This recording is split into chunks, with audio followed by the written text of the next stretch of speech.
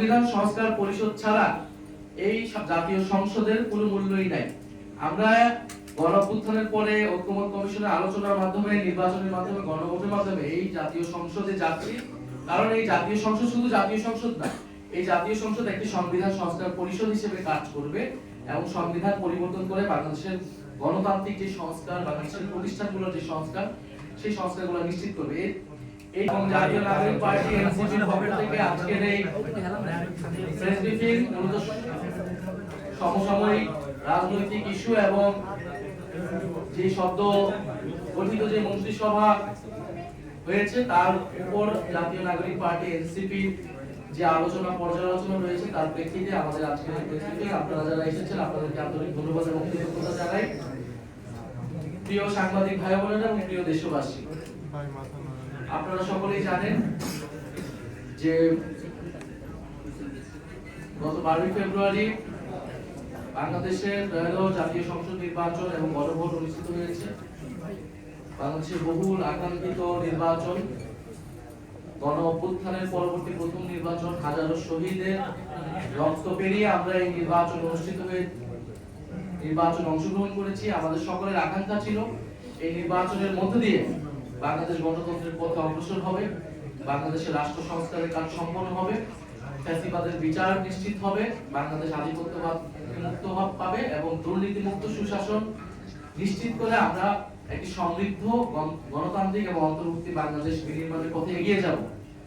কিন্তু নানা কারণে আমাদের সেই স্বপ্ন ভঙ্গ হয়েছে, আমরা আশাবদ্ধ হয়েছি, নির্বাচন প্রশ্নবিদ্ধ হয়েছে। আমরা নির্বাচনকে নিয়ে আমাদের সেই পর্যালোচনাগুলো রেখেছি।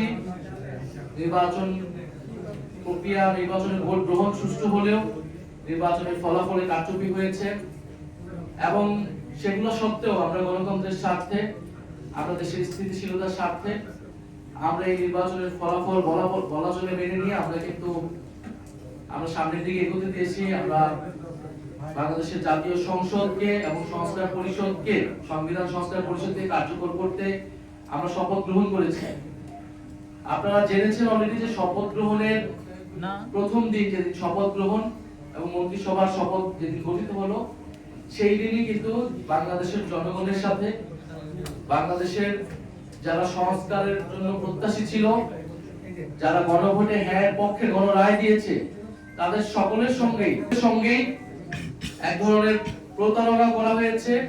সংবিধান সংস্কার পরিষদের সদস্য হিসেবে সরকারি দল তারা শপথ গ্রহণ না করে, যেখানে এই নির্বাচনের সাথে গণভোট একটি অঙ্গাঙ্গী বিষয় ছিল এবং গণভোট হয়েছে জুলাই সনদ বাস্তবায়ন আদেশ অনুসারে, যে আদেশে খুবই স্পষ্টভাবে বলা হয়েছে যে শপথ গ্রহণ সংসদ সদস্য এবং সংবিধান সংস্কার পরিষদ সদস্য হিসেবে একই দিনে শপথ অনুষ্ঠিত হবে এবং একই ব্যক্তি শপথ পড়াবেন এবং যারা সংসদ সদস্য হিসেবে নির্বাচিত হবে তাদের সমন্বয়ে সংবিধান সংস্কার পরিষদ নামে একটি পরিষদ গঠিত হবে, যারা মূলত এই জুলাই সনদ এবং গণভোটে যে সংস্কার প্রস্তাবনাগুলো ছিল সেগুলো বাস্তবায়ন করবে, সেগুলো সংবিধানের সমন্বয় করবে। কিন্তু একটি ভুল ব্যাখ্যা দেওয়ার মাধ্যমে, সংবিধানের দোহাই দেওয়ার মাধ্যমে সংবিধান সংস্কার পরিষদের সদস্য থেকে শপথ না নেওয়া থেকে তারা নেননি, তারা বিরত থেকেছে। আমরা মনে করি এটি সংস্কারের সাথে প্রতারণা করা হয়েছে, এটি নতুন বাংলাদেশের যে আকাঙ্ক্ষা, সেই আকাঙ্ক্ষার সাথে প্রতারণা করা হয়েছে এবং যে গণরায় এসেছে গণভোটে, সেই গণরায়কে বৃদ্ধাঙ্গুলি দেওয়া হয়েছে। আমরা আহ্বান জানাবো, আমরা আশা করবো তারা দ্রুত সময়ের মধ্যে তারা শপথ নেবেন। সেটি না হলে বাংলাদেশ আসলে আগের বাংলাদেশই থাকবে, সেই স্বৈরতান্ত্রিক কাঠামোটি থাকবে, সে আওয়ামী শেখ হাসিনার বাংলাদেশই কিন্তু আসলে থাকবে, জাস্ট অন্য মানুষরা এই দেশটাকে, এই রাষ্ট্রযন্ত্রটাকে চালাবে। আমরা নিশ্চয়ই সেটা চাই না।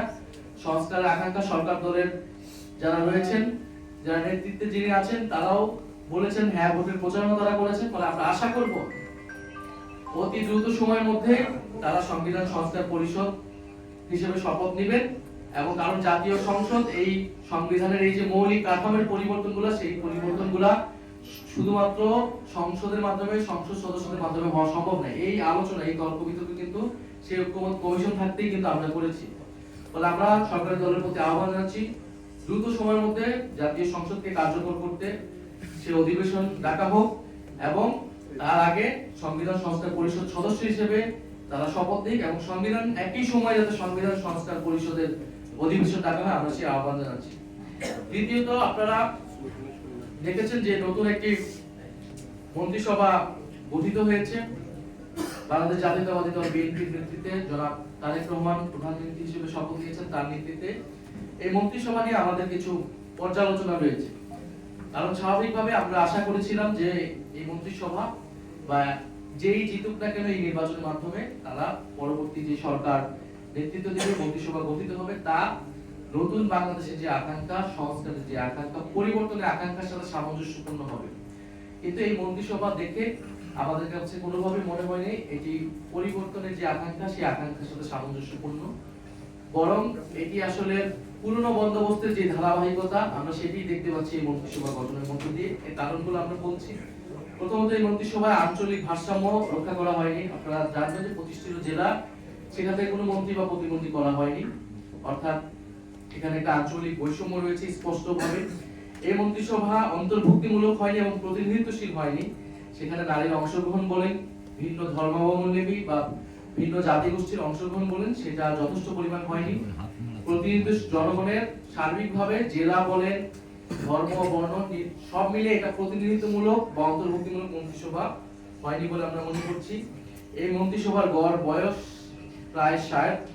মন্ত্রিসভায় কিছু তরুণদেরকে সুযোগ দেওয়া হলেও কিন্তু মন্ত্রিসভার গড় বয়স যদি দেখেন সেটা কিন্তু 60। অর্থাৎ আমরা যে তারুণ্য নির্ভর বাংলাদেশের কথা ভেবেছি, তারুণ্য নির্ভর বাংলাদেশের কথা বলেছি, জুলাইয়ে যে তারুণ্য শক্তি বাংলাদেশের পথ দেখিয়েছে, আমরা তার প্রতিফলন এই মন্ত্রিসভায় দেখতে পাইনি।